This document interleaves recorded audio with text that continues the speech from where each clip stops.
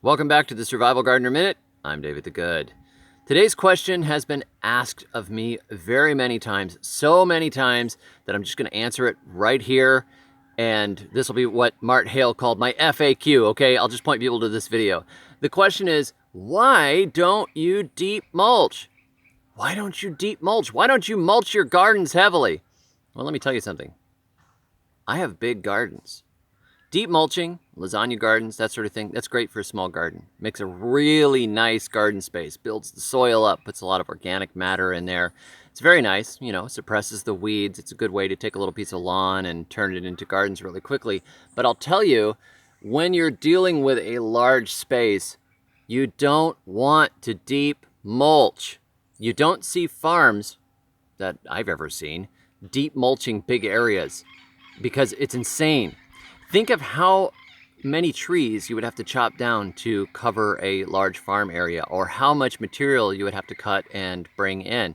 So I did a little bit of back of the envelope calculations before I started this video. I have about 7,000 square feet of garden area.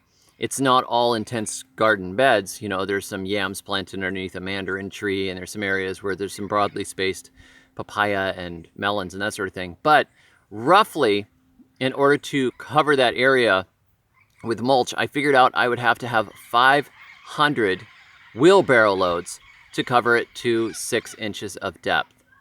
Where in the world would I get that much mulch? Well, here we don't have access to like tree company mulch or municipal compost or whatever, wherever people get it. So I would have to go out into the woods and cut down tons of grass and cover it. And then as an additional problem, all of that stuff rots down really, really quickly. I don't know if you guys have ever lived in a climate where it's warm year round, but we have the optimum conditions for decomposition year round. It's humid and it's, you know, it's wet. We get lots of rain and it's warm. It's perfect. Like I can make beer on the counter in like really fast. Bread rises really fast. Compost breaks down really fast.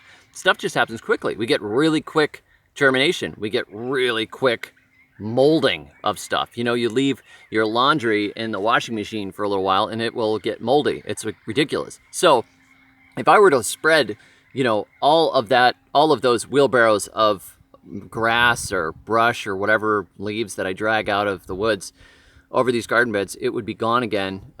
Probably in 6 months, most of it would be gone. It's insane. It's really fast. So but still, I wouldn't want a deep mulched garden even in a northern state where it sticks around a lot longer, because over time, as it breaks down, it becomes difficult to weed. It relies on a lot of outside inputs unless you have a big area where you're growing tons of mulching materials that you can chop and drop and haul. It just doesn't make sense for large gardens. A little bit of mulch on the ground, you know, to keep things cool, that's nice. I like how mulch builds up the soil, but I save my mulching for my perennials. If you're in a large garden or in a survival garden situation, trying to bring in all that material and relying on, you know, truckloads to be dropped, plus the sheer amount of work you have spreading it, just does not make sense. Tear up the ground, put a little bit of compost in your beds, mulch a little bit if you want to, or if you feel like you need to keep the ground in, you know, the moisture in when it's dry out. But otherwise, it just doesn't make sense. It probably would make more sense to just grow cover crops and then chop some of that down and plant into it.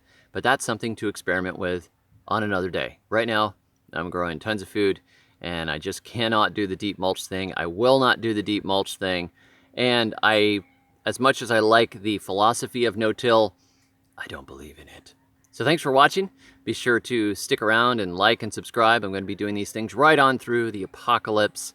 And you can also check me out on the web at thesurvivalgardener.com, where I have a bunch of stuff in the archives, lots and lots and lots of articles on all kinds of things. And stay tuned, you Florida gardeners, because I just finished the first draft of my new book, Florida Survival Gardening, which should be coming soon from my publisher. So catch y'all next time. And until then, may your thumbs always be green.